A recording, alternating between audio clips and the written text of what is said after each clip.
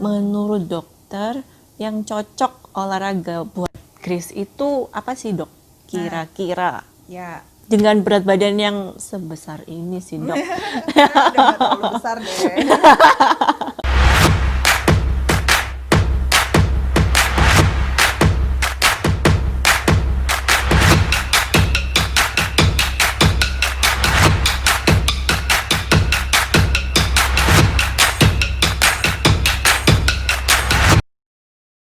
Hai teman-teman semua, hari ini kita pengen bahas tentang healthy lifestyle. Hari ini Sista Rumpita kedatangan tamu nih, spesial, yaitu Dr. Fani. Yeay! Few moments later. Hai dok. Hai, Wah, apa kabar? baik. Hari ini kita mau bahas apa nih? Kalau sekarang yang lagi Happening, ini happening ya. mungkin untuk ningkatin imun Bener, sistem kita ya, bener. apalagi kayak lagi banyak Virus, iya. Tapi hari ini lebih spesial ke arah apa ya?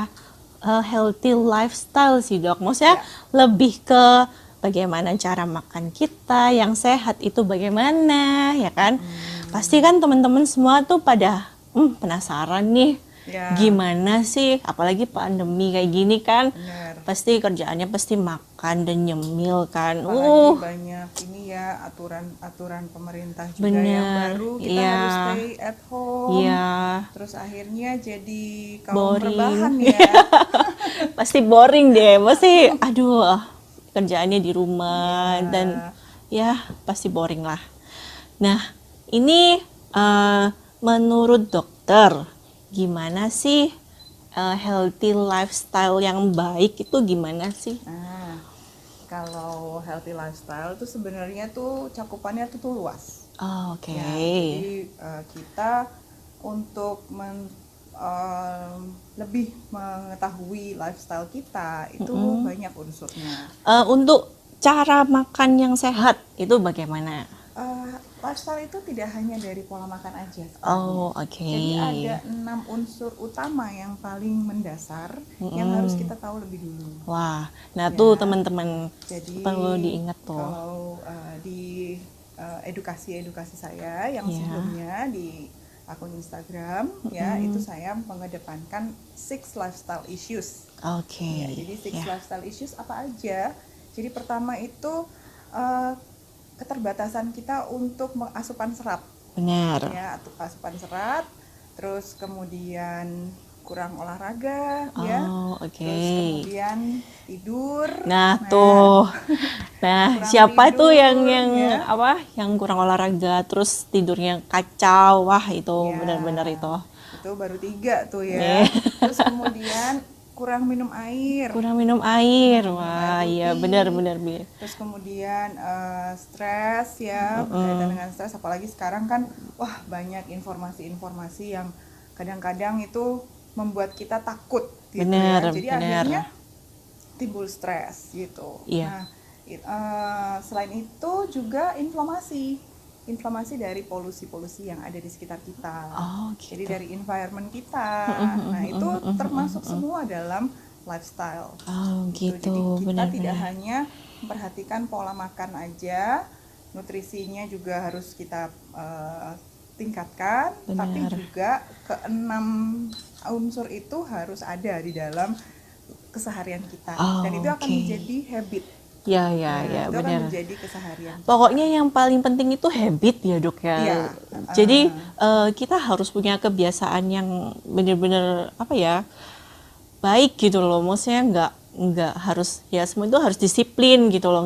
Nggak boleh ngawur, makannya ngawur, caranya olahraga ya seenaknya sendiri. Juga Iya. nggak bisa yang terlalu Bener, over, iya. gitu. Karena kan nggak semua orang ingin jadi atlet, Iya. nggak semua orang ingin jadi binaragawan, Bener, gitu ya. iya. Nah itu pasti ada program-programnya tersendiri. Tapi kalau misalkan kita ingin mau menjadi lifestyle yang lebih sehat, maka unsur ke-6 itu dulu aja yang harus kita ini kan Jadi patokan ya. patokan Benar. di dalam keseharian kita.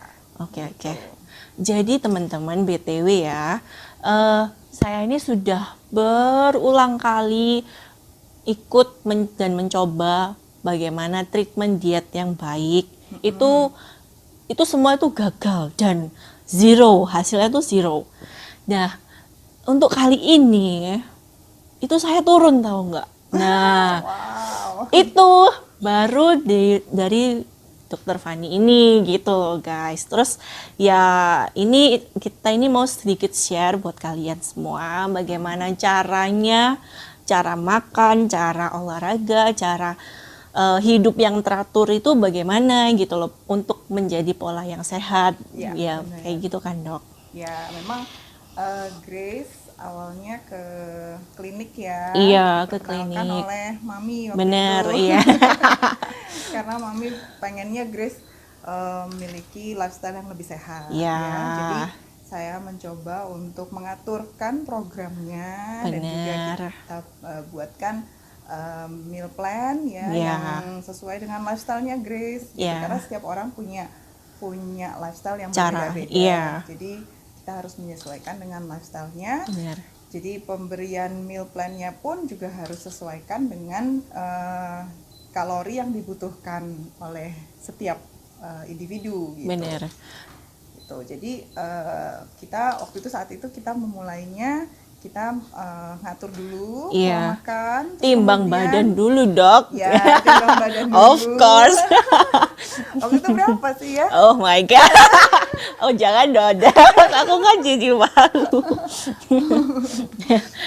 Nah, pokoknya intinya itu untuk saat ini saya udah turun kurang lebih 4 kilo ya dok ya. Ya, hampir 5 kilo Hampir ya. 5 kilo ya. Nah, itu dalam 2 minggu.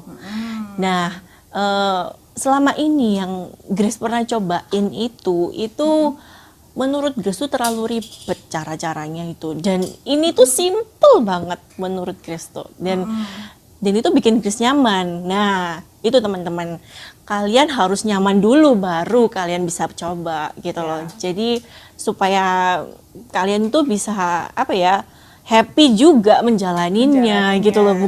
Bukan hanya ya sekedar oh hari ini kita diet, udah that's it. Tapi kita nggak tahu caranya itu bagaimana untuk kedepannya itu kita nggak tahu gitu loh. So ya buat apa, nggak ada gunanya kan. Nah Ya, karena bukan semacam diet itu bukan semacam ini ya bullet, jadi hanya iya bulletproof ya. bener, Tapi harusnya sih lifestyle itulah yang sebagai Iya. bulletproofnya. bener. Nah, kalau kita lihat kalau yang selama yang sudah dilakukan untuk Grace itu kita memang melakukan kombinasi Iya. ya. Jadi kombinasi exercise, terus kemudian kombinasi meal plan yang Benar. yang disesuaikan dengan kebutuhan kalorinya. Lalu juga kita treatment juga Iya. ya. Kita melakukan treatment di klinik perawatan yang sudah di-establish di Surabaya. Iya gitu. Gitu. Nah menurut dokter, kunci utama cara diet yang benar itu bagaimana sih dok? Nah, kunci utamanya itu bukan terletak pada gimana kita caranya diet, tetapi kunci utama itu adalah kedisiplinan Benar gitu tuh. dan konsistensi. Nah konsistensi tuh Jadi apa yang kita berikan, nutrisi yang kita berikan itu di dalam tubuh ya dok ya. di dalam tubuh. Karena tubuh ini kan tidak mengenal jenis makanan, Iya. jadi tubuh itu mengenalnya kan nutrisi. Benar, jadi kayak kenyang dan nggak kenyang gitu Iya, kan. Jadi kayak benar. otak ini kalau misalnya lapar kan pasti, aduh lapar nih gimana nih. Nah kan Iya. otomatis jadi akhirnya jadi makan ini lebih banyak gitu loh. Bukan Iya. bukan labelnya diet tapi akhirnya jadi makan gitu Benar. kan. Jadi harus diperhatikan komposisi dari nutrisi yang diberikan. Nah, kebetulan kalau Ya, untuk ya, ya. Grace itu saya memberikannya komposisinya itu adalah karbohidrat kurang lebih sekitar 30%. Iya. Karena tetap makan nasi kan? Iya, tetap of Tetap course. makan karbohidrat. Dan itu banyak banget. Bukan tidak makan sama sekali. Nah, jangan salah ya teman-teman ya. Ya. Diet itu bukan tidak makan nasi atau tidak makan atau ya itu menyiksa itu enggak banget itu. Ya, karena karena sudah beda konteks gitu loh. Iya. Karena kalau di dalam konsep yang saya lakukan sekarang ini itu adalah bukan diet, tapi ubah lifestyle. Ubah lifestyle, Ya, benar. gitu. Jadi diet atau pola makan itu masuk ke dalam lifestyle. Oke. Gitu. Seperti yang tadi bilang, yang di awal kita bilang adalah 6 itu tadi ya. Ya. Nah, jadi pola makan yang tadi saya lakukan untuk Grace itu adalah penempatan komposisi nutrisi. Oke. Ya, jadi 30% karbohidrat, Benar. kemudian 40% protein, Nah. ya, terus itu sudah 70% ya. Nah, sisanya itu adalah komponen lemak, vitamin dan mineral. Oke. Gitu.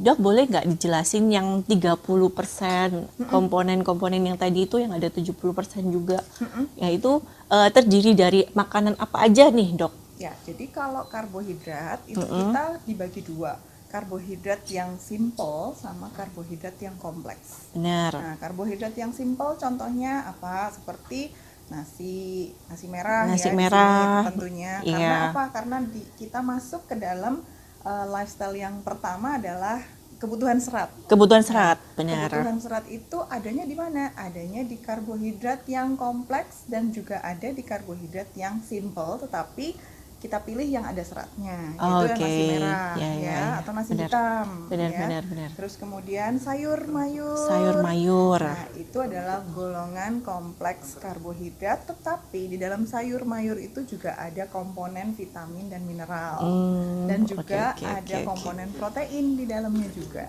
Oh, ya, Tuh, ya. jadi di dunia ini kita sudah di dunia ini kita sudah disediakan ya, mother nature kita tuh udah disediakan kalau banyak sekali unsur-unsur di dalam satu jenis tumbuhan atau hewan itu ada komponen protein, ada komponen lemak, dan juga ada komponen karbohidrat. Tentunya kalau misalkan di tanaman lebih banyak karbohidrat dan protein, vitamin mineral. Tetapi kalau di hewan itu komponennya lebih banyak protein dan juga ada lemaknya. Oh, gitu. Nah, Dok, ada pertanyaan nih dari teman-teman. Kalau semisal kita nggak usah makan nasi, Dok, tapi kita makan sayur yang kayak salad gitu, itu apakah lebih besar akhirnya karbohidratnya atau kalorinya gitu? Intinya, oke. Jadi Itu kalau gimana? kita hanya mengkonsumsi serat saja, otomatis tubuh kita tidak mendapatkan lebih banyak nutrisi. Oke. Ya, karena serat itu dia kan akan melewati ke pencernaan kita. Berarti itu diet yang ekstrim ya, Dok ya? Ya, kalau cuman hanya sayur aja kan nggak mungkin kita bisa membentuk otot, mana bisa bakar lemak. Ya bener Ya. sih. Jadi kita tetap butuh yang balance. Benar. Jadi tetap harus ada proteinnya juga ya. Protein bisa dapat dari nabati maupun dari hewani. Ya. Terus kemudian lemak juga kita dapat bisa dari kacang-kacangan. Dari kacang-kacangan. Bisa dari yang hewani juga. Kacangnya itu bukan kacang itu ya, kacang Garuda loh ya, kacang edamame loh ya. Ya, Ya, bisa dari edamame, Nanti- bisa dari almond, iya, bisa dari macadamia, walnut, jenis-jenis kacang yang Bener. ada di sekitar kita itu bisa kita pakai sebagai sumber lemak, tapi Oke. sumber lemak yang sehat. Ya. Gitu. Oke. Ada flaxseed juga. Oh ya, benar. Nah, Nah, jadi kalau menurut dokter yang cocok olahraga buat Grace itu apa sih, Dok? Kira-kira ya dengan berat badan yang sebesar ini sih, Dok. udah nggak terlalu besar deh. Jadi kita kan lihat ya dari body komposisi, Ya. body komposisi Grace waktu itu kan massa lemaknya lebih besar dibandingkan massa ototnya. Oke. Ya. Kemudian komposisi cairannya juga banyak. Jadi otomatis tetap memerlukan kombinasi olahraga antara kardio dan strength. Strength juga Gitu. ya. Kalau saya lihat dari history sebelumnya, Grace kan lebih banyak olahraganya strength aja. Bener. Ya kan? Bener. Otomatis bisa menjadi lebih bulky. Oh. Kalau kita terlalu Overtrain. dan Bener, juga bener, kita bener. hanya olahraganya strength training saja. Iya. Gitu. Jadi kita memerlukan juga yang balance. Antara latihan kardio dan juga latihan strength. Nah, kalau untuk Grace itu di planningkan kita membuat kardionya itu kurang lebih sekitar 4 sampai 5 kali seminggu dengan intensitas sedang, yaitu kurang lebih sekitar 45 menit sampai 1 jam ya. Terus kemudian strength trainingnya antara sekitar 40 menit sampai 45 menit saja cukup. Oke. Gitu. Nah, itu teman-teman. 2 kali seminggu. Nah, itu teman-teman. Perhatiin ya untuk durasi di mana olahraga yang harus kalian butuhkan, dan jangan sampai lah kalau kalian ingin untuk mencoba diet itu sampai overtrain, itu benar-benar itu capek banget lah buat badan kalian, itu juga akhirnya juga jenuh gitu loh. Bukan jenuh aja sih Grace, tapi bisa meningkatkan hormon stres. Oh gitu. ya, tuh Justru benar malah kan. memproduksi inflamasi di tubuh kita. Iya. Nah, kalau saat kita sudah terjadi inflamasi dalam tubuh, itu harus kita mengeluarkannya, harus didetoks juga dengan pola makan yang lebih baik lagi gitu. Ya. Karena kalau misalkan orang itu dalam posisi inflamasi, asam laktatnya tinggi, nah itu biasanya keinginan makannya lebih besar gitu. Jadi kayak gampang lapar gitu. Nah, itu akhirnya membuat tubuh itu memproduksi insulinnya lebih banyak, sehingga sedangkan insulin ini adalah suatu hormon lipogenik yang bisa menimbulkan memproduksi fat. Oh gitu. Nah, akhirnya jadinya malah bukan kurus, tapi malah lebih gemuk. Lebih gendut ya. Dari sebelum berat badan awal itu ya. Iya. Ya.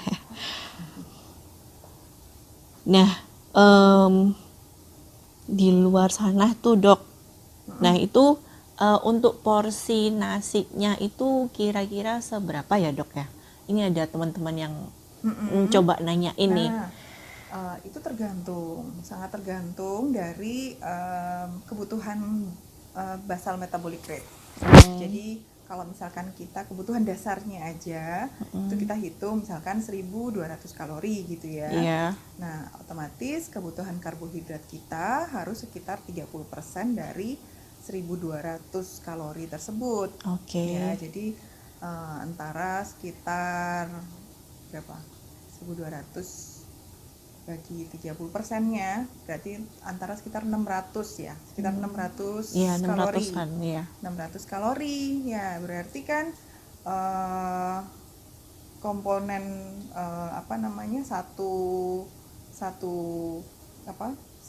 nasi, satu mangkok nasi itu kurang lebih kan antara sekitar 300 sampai 400 kalori. Jadi ya tergantung dari jenis karbonya. Nah, dari 600 kalori itu kita bisa bagi dua. Mau karbohidratnya yang tadi, yang nasi atau sayur. Ya, itu karena sama kan. Gitu sih. Jadi nanti tinggal dibaginya di situ. Oh, gitu. Ya. Jadi mungkin kalau misalkan nasinya antara sekitar 10 sampai 12 sendok kira-kira. Terus sayurnya juga cukup segenggam ya. Segenggam aja. Jangan nasinya udah banyak, terus sayurnya juga banyak, ikannya juga banyak. Waduh, itu enggak diet itu dah. Wah, benar-benar deh. Oke deh, Dok. Jadi harus disesuaikan sih dengan komposisinya ya.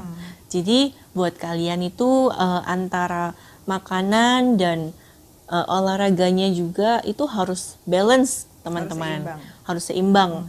Apalagi kalau kalian yang kurang aktivitasnya, misalnya kayak lebih sering duduk, lebih sering di depan komputer. Ya, Nah, itu penting banget loh. Mm-mm. Nah, itu menurut dokter apakah harus 600 kalori juga atau di bawahnya itu? Kalau 600 kalori itu kan hanya karbohidratnya aja. Mm-mm. Otomatis kan yang lainnya harus Mengikuti. ya. Mm-mm. Jadi kayak proteinnya 40%, Benar. terus lemak dan vitamin mineralnya juga sisanya Ya. ya. Jadi dalam satu kali makan itu ya sudah harus tercukupi at least untuk basal metabolic rate-nya. Oh, gitu. Jadi basal metabolic rate itu kan metabolisme yang dibutuhkan oleh tubuh pada saat kita istirahat. Nah, itu adalah yang disebut dengan basal metabolic rate. Oke.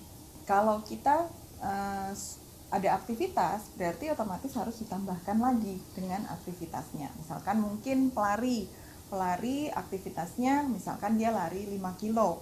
5 kilo berarti harus ditambah lagi sekitar 300 kalori. Karena per 1 kilometer itu butuhnya 60 kalori. Oh, Jadi gitu. berarti kalau 60 dikali 5 kilo berarti kan 300 ya. 300 kalori. Seperti itu.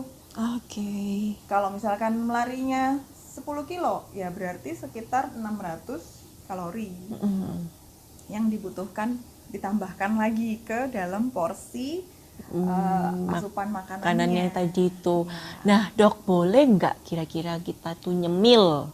Nah, nyemil yang sehat itu gimana sih, dok? Nah, itu. Ya, kalau kita mau ngemil, ada mitos yang menyebutkan bahwa kalau bisa makan sedikit-sedikit tapi sering, Lebih ya kan? sering ya. Ada juga yang seperti itu. Benar. Ya, tapi di buku yang saya baca namanya Beauty Detox Solution itu mengedepankan bahwa kalau kita sering melakukan asupan makanan ya dalam waktu yang lebih cepat ya frekuensinya lebih sering, itu justru akan meningkatkan hormon insulin kita.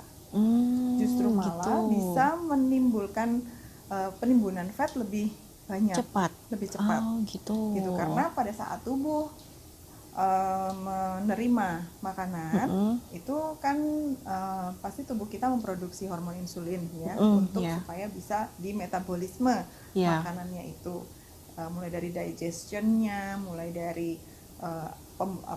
blood flow-nya ya, terus kemudian gula yang karbohidrat atau glukosa yang masuk ya itu kan harus dikeluarkan, harus diangkut ya, harus diangkut masuk ke sel-sel tubuh kita yang memerlukan. Jadi otomatis kalau itu butuh waktu antara sekitar 2 sampai 3 jam. Ya, tergantung juga dari makanan ya. Misalkan makanannya proteinnya padat, ya berarti butuh waktu yang lebih panjang nih untuk di metabolisme atau di digestion. Nah, kalau misalkan dalam waktu 2 atau 3 jam udah dimasukin makanan yang lain lagi, otomatis hormon insulinnya diproduksi lagi. Benar. Gitu. Nah, sedangkan hormon insulin ini dia adalah lipogenik tadi. Jadi dia bisa membentuk fat lebih banyak. Gitu. Nah, jadi, itu.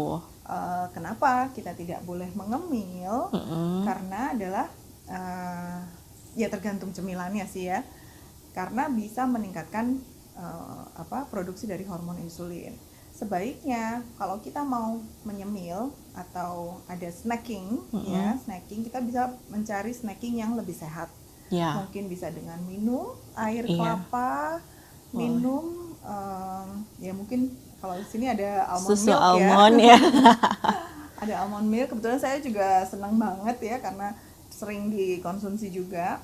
Karena susu almond milk itu kan dia tidak gluten ya, non gluten, gluten free.